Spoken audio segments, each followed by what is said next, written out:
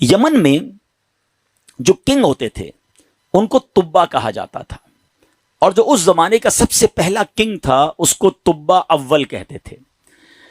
تبا اول بہت بڑا بادشاہ تھا، مسلمان تو تھا نہیں، ایمان تو لایا نہیں تھا، مگر تبا اول کا پلان یہ تھا کہ اس نے ایک بہت بڑا لشکر بنایا۔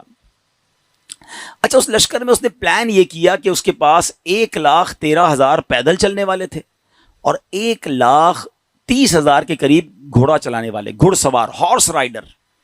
ٹرائی ٹو امیجن کتنا بڑا اس کا جلوس تھا، کتنا بڑا لشکر تھا۔ وہ اپنے پورے لشکر کو لے کر اس نے پوری دنیا کو ٹریول کرنے کا پلان کیا۔ اچھا، وہ جس شہر میں جاتا سارے شہر کے لوگ باہر آ جاتے، ڈر بھی جاتے، روب میں بھی آ جاتے کہ اتنا بڑا جلوس لے کر ہی آیا ہے، اس کا استقبال بھی کرتے، اور ہر شہر سے وہ 10 اسکالرز، ان کے 10 علماء اپنے ساتھ لے جاتا۔ اتنا لانگ ٹرپ ہو گیا کہ اس کے پاس 4,000 علماء ہو گئے۔ اب انڈرسٹینڈ کریں کہ کتنے شہروں میں وہ گیا ہوگا، 4,000 علماء جمع ہو گئے۔ اب وہ ٹریول کرتے کرتے کرتے مکہ پاک پہنچا۔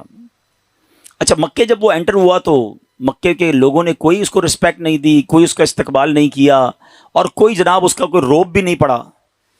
تو اس نے اپنے وزیروں کو بلایا کہ یہ کیسے لوگ ہیں، یہ شہر کیسا شہر ہے، نو بڈی کوئی استقبال بھی نہیں ہوا، کوئی ہمارا روب بھی نہیں ہے، کوئی دبدبہ بھی نہیں ہے، ٹیک کیئر بھی نہیں کیا انہوں نے ہمیں۔ تو اس کے وزیروں نے بتایا کہ بات یہ ہے کہ یہ مکے والے جو ہے نا، ان کے پاس ایک بہت کمال کی عمارت ہے جس کو یہ کعبہ کہتے ہیں، اور یہ کعبے کا طواف کرتے ہیں۔ کعبے میں انہوں نے بت رکھے ہوئے ہیں۔ آپ کو یاد ہوگا کہ نبی پاک کی آمد سے پہلے کعبے میں تو بت تھے، تو یہ کعبے کی رسپیکٹ کرتے ہیں، باقی کسی کو گھاس واس نہیں ڈالتے۔ تو بڑا کرو فر والا کنگ تھا، اتنا بڑا لشکر تھا، اس نے کہتا اچھا ایسی بات ہے تو میں کعبے کو ہی گرا دیتا ہوں، کعبہ ہی ڈیمولش ہو جائے گا تو یہ کس کا طواف کریں گے، پھر یہ سب میرے پاس آ جائیں گے۔ تو اس نے ابھی پلاننگ کی، صرف سوچا، رات اس کے سر میں سیویئر پین شروع ہو گیا، خطرناک قسم کا درد سر۔ اس کی آنکھوں سے، اس کے کان سے اور اس کے ناک سے پانی نکلنے لگا، اور وہ اتنا بدبودار پانی تھا کہ کوئی قریب بھی نہ بیٹھ سکے، اتنا پریشان۔ اچھا، لشکر میں ڈاکٹر بھی تھے، ڈاکٹر بلائے گئے، طبیب آئے، بڑے بڑے علاج کیے، کوئی فرق نہ پڑے، 2-3 دن نکل گئے، تکلیف ختم ہی نہ ہو۔ تو ایک جو ڈاکٹر تھا، جو سب سے بڑا ڈاکٹر تھا، اس نے کہا دیکھیں یہ معاملہ جو ہے نا، مجھے آپ کی بیماری کا نہیں لگ رہا، یہ کوئی آسمانی معاملہ ہے، آپ کسی عالم سے پوچھیے۔ تو انہوں نے اپنے لشکر میں جو سب سے بڑے عالم تھے ان کو بلایا کہ آپ چیک کریں معاملہ کیا ہے۔ تو انہوں نے کہا یہ بتاؤ کہ تم نے کوئی غلط خیال تو نہیں کیا اس شہر کے بارے میں، یہاں کے رہنے والوں کے بارے میں؟ اس نے کہا ہاں، میں نے تو پلان کیا تھا کہ کعبہ گرا دوں گا، یہاں کے مردوں کو قتل کر دوں گا، عورتوں اور بچوں کو قیدی بنا لوں گا۔ تو ان عالم دین نے کہا کہ نہیں، تم نے غلط کیا، تمہیں نہیں پتا کہ یہ کعبہ کیا ہے، اس کا مالک وہ خالق ہے، وہ مالک ہے کہ اگر اس کے بارے میں، کعبے کے بارے میں نیگیٹو سوچو گے تو برباد ہو جاؤ گے، فوراً توبہ کر لو ورنہ تم خود ہی برباد ہو جاؤ گے۔ کہا اچھا ایسی بات ہے۔ تبا نے توبہ کر لی، جیسے ہی توبہ کی تو اس کا سارا درد ختم ہو گیا، وہ فریش ہو گیا، اس کی طبیعت ٹھیک ہو گئی۔ تو اب اس نے دین ابراہیمی اختیار کر لیا، اللہ پر ایمان لایا، اور اس زمانے میں حضرت ابراہیم کا دین چل رہا تھا، ابھی نبی پاک تو آئے نہیں تھے، اس نے دین ابراہیمی ایکسیپٹ کیا اور اس نے اللہ پر ایمان لے آیا۔ اچھا، اب وہاں سے پھر لشکر آگے چلا، اور چلتے چلتے چلتے ایک ایسی بستی میں پہنچا جہاں کھجور کے درخت تھے، بڑی خوشگوار وادی تھی، اور وہاں انہوں نے پڑاؤ ڈالا۔ اچھا، اس لشکر میں جو علماء تھے انہوں نے اپنی کتابیں نکالی، ان کے پاس آسمانی کتابیں تھیں، وہ پڑھتے گئے اور کہنے لگے یہ تو وہی جگہ ہے جہاں ہماری کتابیں بتاتی ہیں جہاں اللہ کے آخری نبی ہجرت کر کے آئیں گے۔ یعنی اس کا مطلب وہ ڈھونڈتے ڈھونڈتے آج کے مدینے میں پہنچ گئے تھے، جس کو آج ہم مدینہ کہتے ہیں نا، یہ وہاں پہنچ گئے تھے۔ تو 400 علماء نے کہا کہ بھائی ہم تو یہ جگہ چھوڑ کے نہیں جائیں گے، پتہ نہیں کب نبی پاک آ جائیں، اب ہم نے یہیں ٹھہرنا ہے، اگر تبا رہنے دے گا تو ٹھیک ہے، بے شک ہماری بوٹی بوٹی کر دے، ہم نے یہ شہر چھوڑ کے نہیں جانا۔ اطلاع تبا کو بھی مل گئی، تبا نے بلایا علماء کو کہ کیا مسئلہ ہے؟ تو کہا دیکھیں حضرت، ہم نے اپنی کتابوں میں پڑھا ہے، ہمارا حساب کتاب بتاتا ہے کہ اللہ کے آخری نبی اسی بستی میں آئیں گے، ہم اس بستی کو چھوڑ کے نہیں جائیں گے، ہم ان کے خادم بن کر رہیں گے، ان کے امتی بنیں گے، ان پر ایمان لائیں گے۔ اچھا، تبا بھی 2-4 دن پہلے ہی یا کچھ دنوں پہلے ہی مکے کی تعظیم سمجھ چکا تھا، اللہ پر ایمان لا چکا تھا، تو اس نے کہا اچھا ایسی بات ہے تو میں بھی رک جاتا ہوں۔ اس نے کیا کیا، 400 علماء کے لیے 400 گھر بنائے، ان 400 علماء کی شادیاں کروائیں، ان کو خوب مال و دولت بھی دیا۔ 1 سال تبا خود بھی وہیں رہا، 1 سال کے بعد دیکھا کہ نبی پاک تو نہیں آئے، تو ابو طبا نے ایک کمال کا خط لکھا. سنیے گا پیارے اسلامی بھائیو، یہ دنیا کا انوکھا خط ہے کہ اس کے لیے لکھا جا رہا ہے جو بھی دنیا میں آئے نہیں ہیں. اور کس عشق والی زبان میں طبا بادشاہ نے وہ خط لکھا. اس نے لکھا کہ اس اللہ کے نام سے شروع جو عالمین کا رب ہے. میں جناب رسول اللہ صلی اللہ تعالی وسلم کی بارگاہ میں طبا اول حمیری سلام پیش کرتا ہوں، اور میں آقا علیہ الصلوۃ والسلام کی بارگاہ میں عرض کرتا ہوں کہ حضور اگر میں نے آپ کا زمانہ پا لیا تو میں آپ کی خدمت کروں گا، آپ پر ایمان لاؤں گا، آپ کی سنت پر عمل کروں گا، جو آپ کتاب لے کر آئیں گے میں اس پر بھی عمل کروں گا. اور حضور اگر میں پھر بھی آپ کا زمانہ نہ پا سکوں تو مجھے اپنی غلامی میں قبول فرمائیے، اور قیامت کے دن مجھے میری شفاعت فرمائیے گا، مجھے بھول نہ جائیے گا. بڑا کمال کا عشق والا اس نے خط لکھا. اس خط کو اس نے سیل کیا گولڈن اسٹیمپ لگا کے. اچھا، ایک اور مکان بنایا اس نے، اور جو اس وقت کے سب سے بڑے عالم تھے ان کو وہ لیٹر بھی دیا اور کہا جب آپ نبی پاک سے اگر آپ کی ملاقات ہو جائے نا تو میرا خط انہیں دیجیے گا، یہ مکان بھی انہیں گفٹ کر دیجیے گا، اور اگر نہ ہو تو آپ اپنے بچے کو کہیے گا، آپ کا انتقال ہونے لگے تو اس کو یہ لیٹر دیجیے گا، اس کو کہیے گا وہ اپنی اولاد کو دے، تاکہ کسی طرح یہ خط جناب آخری نبی صلی اللہ تعالی علیہ وسلم تک پہنچ جائے. یہ کیسا عشق ہے. اب ذرا سنیے گا. طبا اول حمیری کا بعد میں وہ مدینے سے آگے گیا اور جا کے اس کا انتقال ہو گیا. آفٹر 1000 years، 1000 سال بعد 12 ربیع الاول والے دن مکہ مکرمہ میں نبی پاک کی ولادت ہوتی ہے، آقا کی تشریف آوری ہوتی ہے. نبی پاک 53 سال مکے میں گزارتے ہیں، اور اس دوران حضرت مصعب بن عمیر صحابی رسول ہیں، ان کو پیارے آقا مدینے بھیجتے ہیں کہ وہاں جا کے اسلام کی دعوت دو. مدینے میں تو فوراً اسلام پھیلنا شروع ہو گیا. علماء کہتے ہیں جو اتنی تیزی سے اسلام مدینے میں پھیلا نا، اس کی بڑی وجہ یہ تھی جو یہ انصار صحابہ تھے نا. مدینے والوں کو کیا کہتے ہیں؟ انصار. مکے والوں کو کیا کہتے ہیں؟ مہاجرین. تو جو انصار تھے نا یہ سارے انہی 400 علماء کی اولاد میں سے تھے. they were waiting from last 1000 years for رسول پاک علیہ الصلوۃ والسلام. یہ تو 1000 سال سے انتظار کر رہے تھے. جیسے ہی حضرت مصعب بن عمیر پہنچے، دیگر مبلغین پہنچے، اللہ کے رسول کی باتیں بتائیں، اسلام کی باتیں بتائیں، دھڑا دھڑ لوگ اسلام قبول کرنے لگ گئے. اچھا، اب قبیلے کے لوگ بیٹھے کہ آخری نبی تو آ گئے ہیں مکے میں، ہمارے پاس ایک لیٹر ہے، اب وہ پہنچانا ہے انہیں. انہوں نے مشورہ کر کے، ایک صحابی تھے ان کا نام تھا حضرت ابو لیلہ انصاری رحمۃ رضی اللہ تعالیٰ عنہ، ان کو کہا کہ آپ جائیے، جا کے مکے میں نبی پاک کو یہ خط دے کر آئیے. ان صحابی نے ٹریول کیا. جب وہ ٹریول کر کے جانے لگے تو ان کو کسی نے بتایا کہ نبی پاک مکے سے پہلے ایک وادی میں بیٹھے ہیں، صحابہ کرام کے ساتھ جلوہ فرما ہے. اچھا، انہوں نے نبی پاک کو نہیں دیکھا، نبی پاک نے انہیں نہیں دیکھا. سوشل میڈیا کا زمانہ تو تھا نہیں نا کہ کسی طریقے سے دیکھ لیتے. اچھا، یہ گئے اس دربار میں، جیسے ہی داخل ہوئے کمرے میں، نبی پاک صحابہ کے ساتھ بیٹھے ہیں، وہ کمرے میں داخل ہوئے، پیارے آقا فرماتے ہیں انت ابو لیلہ، تم ابو لیلہ ہو.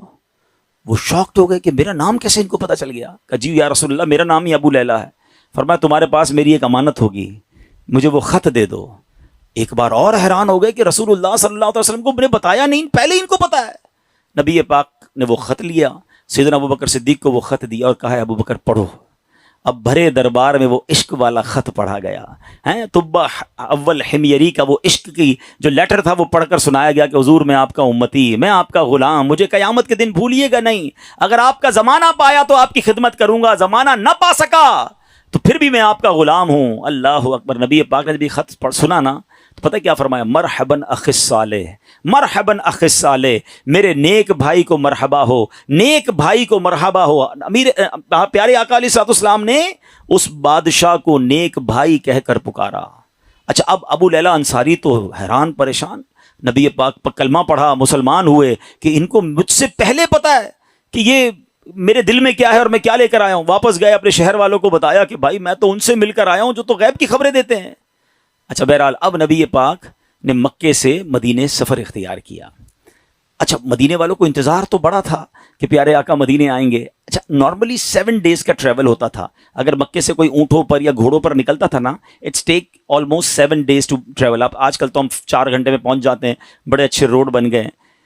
اب نبی پاک جب روانہ ہوئے تو وہ نیوز مل گئی مدینے والوں کو. لیکن آپ کو پتا ہے کہ وہ ہجرت کا سفر اب نارمل سفر تھا، نارمل سفر نہیں تھا. بڑے پرابلمز تھے، بڑے ہرڈلز تھے. 3 دن 3 راتیں تو نبی پاک کو غار ثور میں رہنا پڑا. راستے میں مکے کے لوگ انٹرسیپٹ کرنے پہنچے ہوئے تھے. تو اب مدینے والے سمجھ رہے تھے کہ 7ویں دن نبی پاک آ جائیں گے. وہ ڈیلی مدینے کے گیٹ پہ جا کے کھڑے ہو جاتے کہ نبی پاک آ جائیں گے. صبح جاتے، ویٹ کرتے، دوپہر ہوتی تو واپس آ جاتے. اگلے دن پھر صبح جا کے کھڑے ہو جاتے. روز استقبال کی تیاریاں ہیں. اچھا آپ کو معلوم ہے نبی پاک علیہ الصلوۃ والسلام کس دن مدینے میں داخل ہوئے؟ کافی دن لگے، مگر سرور کائنات صلی اللہ تعالیٰ علیہ وسلم جس دن مدینہ منورہ میں صحابہ کے جھرمٹ میں داخل ہوئے نا، وہ دن 12 ربیع الاول کا دن تھا۔ ہاں وہ دن بھی برتھ ڈے آف رسول پاک علیہ الصلوۃ والسلام تھا۔ سبحان اللہ، اللہ کی شان دیکھیں کہ ربیع الاول کا 12 ربیع الاول کا جو جلوس ہے، کچھ لوگوں کو کنفیوژن ہوتی ہے۔ اللہ اکبر، میرے آقا جو مدینے میں داخل ہوئے تو صحابہ بھی ہیں اور خود پیارے آقا بھی ہیں، بلکہ ایک صحابی کہتے ہیں حضور بغیر پرچم کے کیسے داخل ہوں گے؟ آپ جا رہے ہیں تو شان و شوکت کے ساتھ داخل ہونا ہے۔ اپنا امامہ اتارا، تلوار پہ لگایا، اسے پرچم بنایا، اور جب مدینے میں داخل ہوئے تو ہر طرف سے صدائیں ہیں مرحبا یا رسول اللہ۔ بچیاں تیار ہو کر آئی ہیں، بچے تیار ہو کر آئے ہیں۔ عرب کے لوگوں کا دستور تھا جب کوئی بڑا ایونٹ ہوتا تھا وہ اپنا مخصوص لباس پہنتے تھے، اپنی تلواریں لگاتے تھے، بلکہ اب بھی اگر آپ دیکھیں ان کے تہواروں میں ان کے لباس الگ ہوتے ہیں، وہ سب اپنے اس لیول کے لباس پہن کر کھڑے تھے، کیونکہ آج ان کے لیے عید کا دن تھا۔ اور سبحان اللہ، اس وقت بنو نجار کی بچیوں نے سرور کائنات صلی اللہ تعالی علیہ وسلم کا جو استقبال کیا، جس نغمے کو گنگنا کر، جس نعت کو پڑھ کر انہوں نے استقبال کیا، آج بھی مکے مدینے چلے جائیں، کیسٹ کی دکانوں پر جائیں، بلکہ دنیا کے کسی کونے میں جائیں، یہ نعت عربی ہوں، عجمی ہوں، افریقن ہوں یا امریکن ہوں، سرکار کی یہ نعت دنیا بھر میں پڑھی جاتی ہے۔ اور وہ ان بچیوں نے یہ نعت پڑھی تھی جو آج سیرت کی کتابوں میں بھی لکھی ہیں، اور انہوں نے استقبال کیسے کیا تھا، وہ الفاظ کیا تھے؟ وہ الفاظ تھے طلع البدر علینا من ثنیات الوداع وجب شکر علینا ما دعا للہ لا۔ کیا کہتی ہیں ہم پر؟ چاند طلوع ہو گیا ہے، طلع البدر علینا، 14ویں رات کا چاند طلوع ہو گیا ہے۔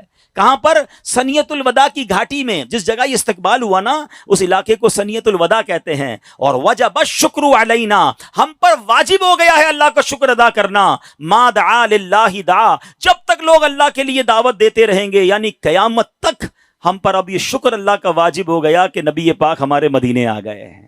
آپ کو پتہ ہے مدینے کے رنگ کیسے بدلا، مدینے کی تقدیر کیسے بدلی؟ مدینہ پہلے یثرب کہلاتا تھا، وہاں کی آب و ہوا میں بیماریاں تھیں، جو جاتا بیمار ہو جاتا تھا۔ اللہ اکبر، مصطفیٰ کریم کے قدم تو کیا لگے، مدینے کے غبار میں بھی شفا ہو گیا ہے۔ اب تو بیمار کو کہتے ہیں ٹھیک ہونا ہے تو مدینے ہو آؤ، ہیں جب سے قدم لگے ہیں رسالت مآب کے، جب سے قدم لگے ہیں رسالت مآب کے، جنت بنا ہوا ہے مدینہ حضور کا۔ کیا قدم لگے میرے آقا کے، بھاگ ہی جاگ گئے مدینے والوں کے۔ اچھا، اب پیارے آقا جب مدینہ شریف میں انٹر ہوئے نا، everybody want to welcome and everybody want to host ہم۔ ہر بندہ چاہ رہا تھا کہ نبی پاک ہمارے گھر آ جائیں، کیونکہ اشتیاق بہت تھا، تڑپ بہت تھی۔ تو نبی پاک نے فرمایا کہ میری جو اونٹنی ہے نا، یہ اللہ کے حکم سے بندھی ہوئی ہے، یہ جدھر جا کے رکے گی ادھر جا کر ہی میں نے رہنا ہے۔ اچھا اب ذرا تصور کیجئے، امیجن کیجئے کہ وہ اونٹنی مدینے کی گلیوں میں گھوم رہی ہوگی اور ہر صحابی یہ امیجن کر رہا ہو کاش میرے دروازے پر رک جائے، کاش میرے دروازے پر رک جائے۔ مگر بھاگ کس کے جاگے؟ سیدنا ابو ایوب انصاری رضی اللہ تعالیٰ عنہ، کہ وہ اونٹنی جو ہے ان کے دروازے پر جا کے رکی۔ اچھا اب ایک اور امیزنگ بات شاید بہت ساروں کو پہلی بار پتہ چلے گی، حضرت ابو ایوب انصاری رضی اللہ تعالیٰ عنہ کا ایک لقب ہے، ہم سب کہتے ہیں میزبان رسول، ٹھیک ہے نا؟ لیکن شاید لوگوں کو نہیں پتا کہ حضرت ابو ایوب انصاری اسی عالم دین کی اولاد سے ہیں کہ جن کو طبہ اول نے لیٹر دیا تھا، جو سب سے بڑے عالم تھے نا، یہ انہی کی اولاد میں سے ہیں۔ اور حضرت ابو ایوب انصاری اسی گھر میں رہتے تھے جو گھر طبہ نے نبی پاک کے لیے گفٹ کے طور پر بنایا تھا۔ گویا مطلب یہ بنا کہ یہ گھر نبی پاک کا ہی تھا، حضرت ابو ایوب انصاری اس کو ٹیک کیئر کر رہے تھے۔ آقا کسی کے مہمان نہ بنے، بلکہ سچی بات یہ ہے کہ میزبان نبی پاک تھے، مہمان ابو ایوب انصاری تھے۔ اور یہ کیسے ہو سکتا ہے کہ نبی پاک جن کے صدقے یہ کائنات بنی ہے؟ امام عشق و محبت اعلیٰ حضرت بڑا کمال کا شعر لکھتے ہیں، آپ فرماتے حضور یہ کائنات جب آپ کے لیے بنی ہے، آپ کی وجہ سے بنی ہے، تو پھر سارا زمانہ تو اس میں مہمان ہوا نا، اصل میزبان تو آپ ہیں۔ آپ کہتے ہیں آسمان خان زمین خان زمانہ مہمان،